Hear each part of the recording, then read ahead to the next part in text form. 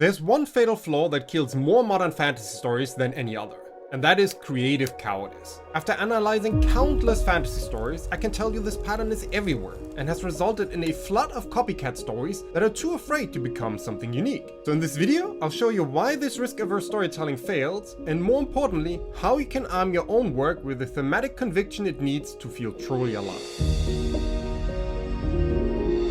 Now, to understand why so many modern fantasy stories feel shallow, we first have to understand the world they are born into. The problem is not always a lack of talent from the individual writers or creators. The true culprit is the cultural and economic ecosystem that prioritizes infinite expansion over finite meaning. I call it the content-verse plague. Let me make this tangible for you. Imagine you're planning a grand journey. In the old model of storytelling, you'd be giving a compass, pointing to a single magnetic destination, a thematic North Star, so to speak. The journey might be perilous, the path unclear, but the destination gives the entire track purpose because every step is measured against that ultimate goal. In the content verse, however, you are handed something different. Here you get a GPS with infinite side quests. This GPS presents a map of a vast, meticulously rendered world filled with countless points of interest, branching paths, and potential sequels, prequels, and spin-offs. You can wander this world forever, and that is precisely the point. The journey has no final destination, only endless, algorithmically suggested detours. While you did receive a map, it never leads you anywhere meaningful. And that is exactly the core of the problem. Now, this is not just me. Industry analysts too point to franchise economics and platform incentives as drivers for IP-first storytelling. You can check out Harvard's business review on how Marvel systemized this approach as an example. What appears to be a golden age of fantasy production is in reality a system that incentivizes thematic cowardice. Let me break down the logic of how this system operates. First, we have the economic driver, the franchise model. Studios like Marvel refined the modern shared universe franchise-first model, turning interconnected films into an industrial strategy for long-term IP value. The primary goal is no longer to tell a single powerful self-contained story. The goal is to build an endlessly expandable universe. From an IP strategy standpoint, studios often prefer these narratives that can be expanded into multiple properties because expandability increases long-term commercial value. A world that can host a dozen different series over 20 years is a priceless asset. This pressure fundamentally changes the creative calculus. It rewards writers for building worlds that are wide, not deep. It values lore that creates opportunities for more content, rather than lore that reinforces a central idea. The story itself becomes secondary to the potential of the IP, which means suddenly major character arcs are reversed or ignored. Why?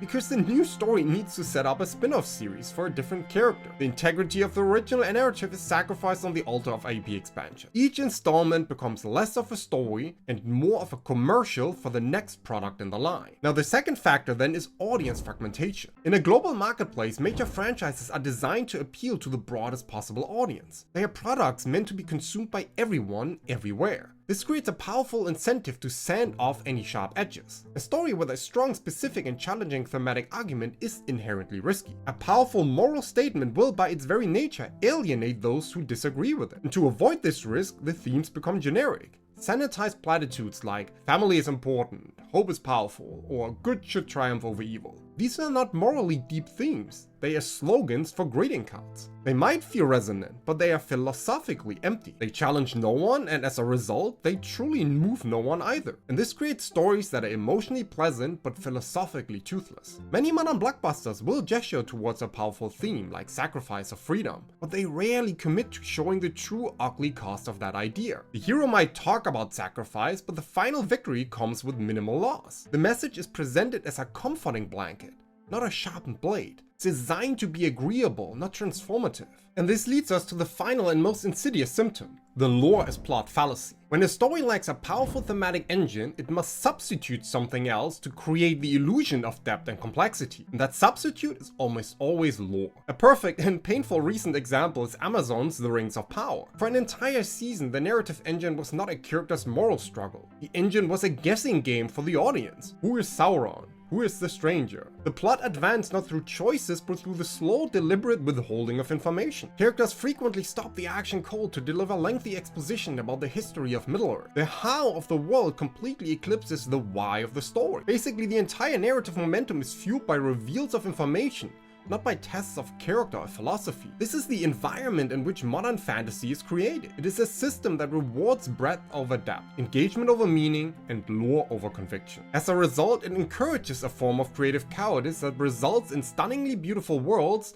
that have absolutely nothing to say. But recognizing the disease is only the first step. To truly arm ourselves against it, we need a new mental model for thinking about story. A framework that shifts our focus from the sprawling map of our world to the beating heart of our narrative. We need to build our stories on a foundation of conviction. Now, that hollow feeling we diagnosed in the Contentverse isn't just an abstract industry problem. It's a deeply personal one that shows up on the page, right inside your own work. I know this because I've lived it, and I suspect you have too. You begin with a world that feels electric, with potential and characters who breathe in your mind. The first chapters pour onto the page, alive and crackling with energy. But then slowly the drift sets in. The story loses its heading, feeling aimless and lost in that infamous saggy middle where you find yourself just pushing plot points around like heavy furniture in a dark, unfamiliar room. You're writing, but you're not actually going anywhere. This is the precise feeling of a story that has lost its compass. Now, common writing advice tells you that the solution is to find your theme. But a theme, a simple topic like love or betrayal, is just a single destination on a vast map. Looking at that pin on the map doesn't tell you which direction to travel or why the journey matters in the first place. To navigate the wilderness of your own story, you need something more foundational. You need a tool that acts as your narrative's true thematic compass. This compass is forged by answering what I call the thematic question.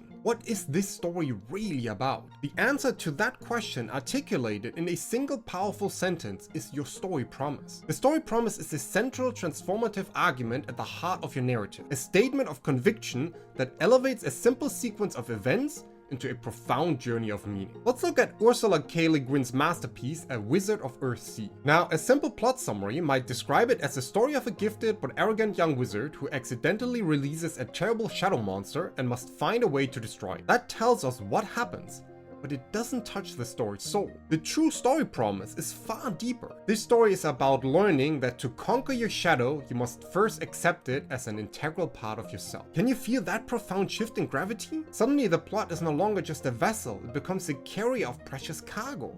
The delivery mechanism for the one idea the author truly wants you to wrestle with. This single sentence becomes the soul of the novel, the gravitational center that gives every plot point, every character choice, and every piece of world building its unshakable purpose. So how do you forge a promise like this for your own novel? Well, the process begins with ignoring plot and starting with the protagonist's core emotional journey. You must first look beneath the surface of events and ask what internal war your character is truly fighting. Once you understand that struggle, you can then articulate the universal truth it reveals, the timeless human lesson that their journey ultimately proves. Fusing that internal war with its universal truth is how you forge a statement of pure conviction. This becomes the ultimate antidote to the creative cowardice we diagnosed earlier. A story constructed around such a core cannot feel hollow, because its every component, from a line of dialogue to a piece of lore, is infused with a deeper meaning. But while a story promise defines your novel's ultimate destination, the protagonist's journey still must begin with a single decisive step. It starts with a pivotal, irreversible choice that forces them to confront the story's central argument for the very first time. That critical moment is what I call an emotional waypoint, and it marks the true beginning of your novel. In fact,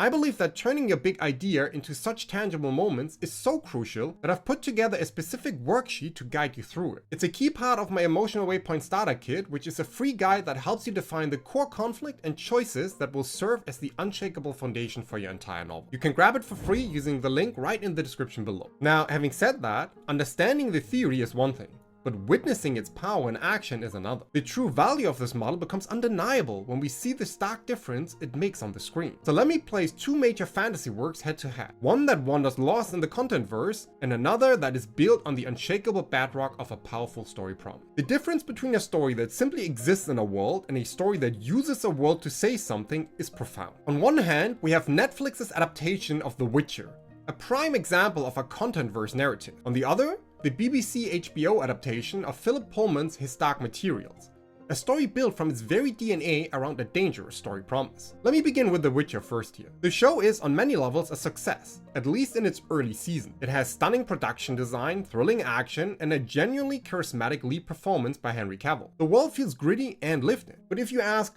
what is the first season of The Witcher really about, the answer becomes murky. The story lacks a single focused story promise. Instead, the narrative gestures towards several compelling ideas. We see explorations of destiny, particularly with Geralt and Ciri being bound by the law of surprise, a magical tradition where a person can claim a boon that is unknown to both giver and receiver. The show also examines the pain of being an outcast through Geralt, a magically altered monster hunter, feared by the very people who need him. There are even moments that toy with the line between man and monsters. These are all fertile grounds for thematic exploration, yet they remain just that, gestures. The ideas float on the surface of the plot but rarely dictate the essential character-defining choices in a focused way. Geralt's relationship with Destiny, for example, feels inconsistent. He scoffs at the notion one moment and seems resigned to it the next, depending on what the immediate plot requires. The man versus monster motive is a recurring decoration too, but it never builds into a cohesive argument. The result is a series of compelling episodic adventures, a collection of very well executed side quests. In those we might admire the world and enjoy the monster of the week, but the narrative lacks a central gravitational pull. Netflix's adaptation of The Witcher is a story operating under the logic of the content-verse, rather than taking all the incredible depth of the original novels and using it to tell a thematically profound story throughout each season. The show's primary goal is in realizing a beloved IP in a way that is satisfying to fans and intriguing to newcomers, creating a platform for endless future stories. This kind of storytelling is entertaining, but it doesn't haunt you. It doesn't demand that you wrestle with a difficult idea long after the credits roll, which makes the whole endeavor thematically safe. Now, with all that said, let's contrast this with His Dark Material. From its opening scene, this story uses its world to wage a philosophical war. Its story promise is radical and dangerous. The true innocence is found in the pursuit of knowledge, and the greatest evil is in ignorance enforced by authority. This is a direct confrontation and reframing of the story of the fall of man from the book of Genesis. It's a story promise you can actually see and feel as you follow the journey of the characters. And it's not a safe promise to build a story on, especially with every single element of the world building engineered to serve this central argument. Let me show you how. For anyone unfamiliar with the books, in this world every human soul lives outside their body, as a talking animal companion called a daemon. What appears to be a cool fantasy pet is in fact a powerful thematic tool. The bond between a person and the daemon is absolute. Separating them by more than a few feet causes agonizing physical and emotional pain for both. This single piece of world building gives us a tangible visual representation of a unified soul. The story's antagonist then is a powerful church called the Magisterium. Their entire purpose is to maintain control by suppressing forbidden knowledge, which they call dust. And the ultimate weapon is a horrifying procedure that physically severs a child from their daemon. This act doesn't just kill the animal companion. It leaves the child a passive, empty shell without curiosity, ambition, or free will. This elevates a simple villainous plot into a horrifying physical manifestation of the story's core promise. The Magisterium literally destroys a person's soul to preserve and enforce innocence, which makes the entire plot become the engine of this thematic argument. The protagonist Lyra isn't just on an adventure to rescue a kidnapped friend. She's on a collision course with the very idea the Magisterium wants to destroy. Her journey from the sheltered confines of Jordan College to the frozen wastes of the North is a flight from imposed ignorance towards a dangerous, world-shattering truth about dust itself. The world of His Dark Materials elevates itself from a simple backdrop into the very battlefield for its ideas. Pullman, the author of the original novels, uses fantasy to construct a grand elaborate argument about authority, knowledge, and the nature of humanity. That is why the story feels so vital and carries such immense weight, which carries through into the TV adaptation, which The Guardian praised highly. At its core, this story has conviction. It is willing to be disliked, to be controversial, to be called heretical, because the narrative's primary goal is to say something specific and powerful. And that is the difference between a story that entertains and a story that endures. The difference between creative cowardice and thematic conviction. But a story's conviction is only as strong as the force that opposes it. Your hero's journey toward a profound truth is meaningless if the villain they face is just a misunderstood soul who needs a hug. So watch this video here next, where I show you how Disney is systematically ruining fantasy villains, and more importantly, how you can reclaim the power of unapologetic evil to make your story's core argument truly resonate.